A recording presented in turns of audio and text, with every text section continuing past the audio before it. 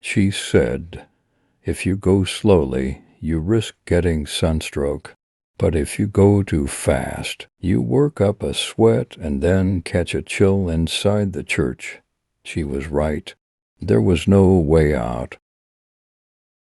I am on your side, but you have no way of knowing it, because your heart is blind.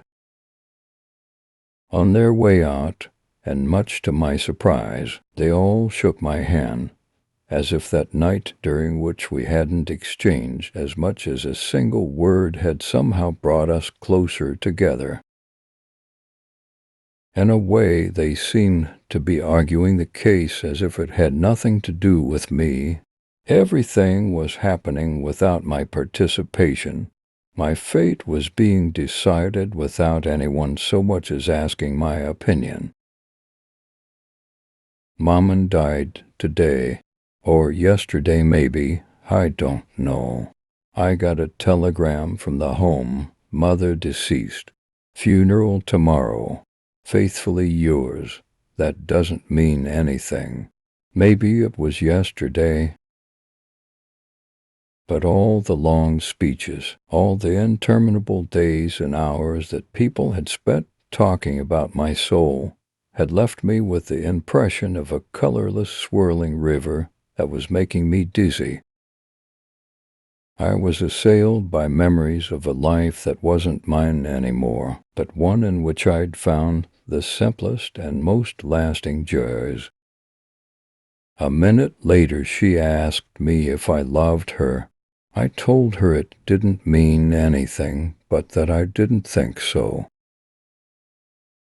Neither of the two men, at these times, showed the least hostility toward me, and everything went so smoothly, so amiably, that I had an absurd impression of being one of the family.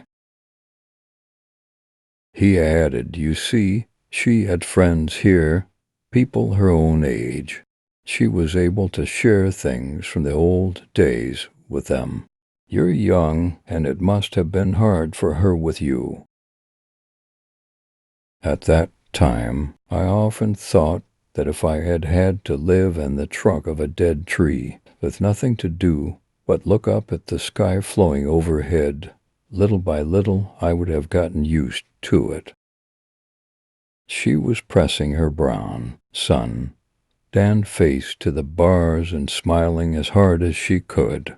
I thought she was looking very pretty, but somehow couldn't bring myself to tell her so. My turn came next. Marie threw me a kiss. I looked back as I walked away.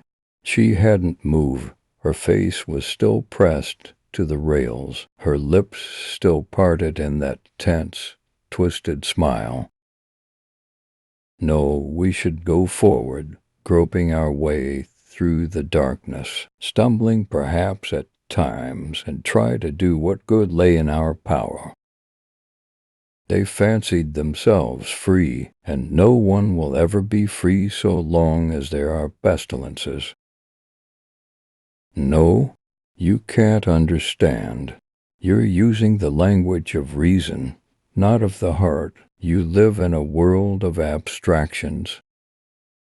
I know it's an absurd situation, but we're all involved in it, and we've got to accept it as it is.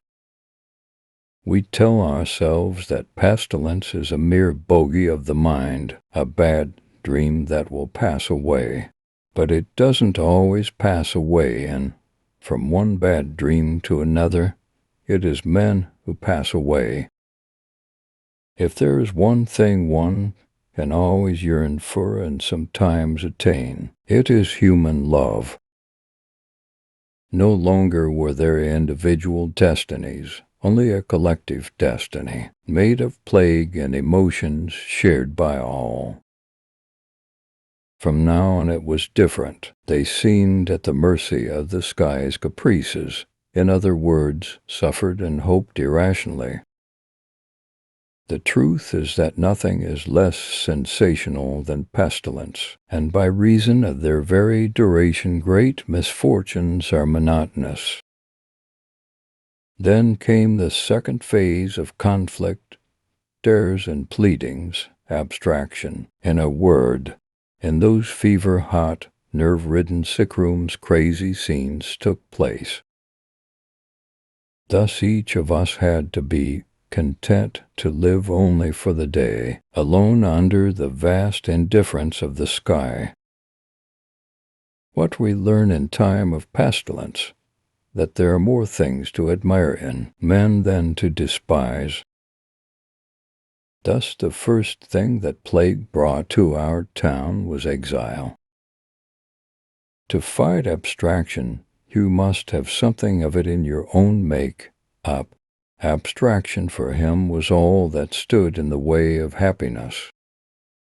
Hostile to the past, impatient of the present, and cheated of the future, we were much like those whom men's justice or hatred forces to live behind prison bars. The habit of despair is worse than despair itself. A feeling normally as individual as the ache of separation from those one loves suddenly became a feeling in which all shared alike, and, together with fear, the greatest affliction of the long period of exile that lay ahead. You must picture the consternation of our little town, hitherto so tranquil, and now, out of the blue, shaken to its core, like a quite healthy man who all of a sudden feels his temperature shoot up and the blood seething like wildfire in his veins.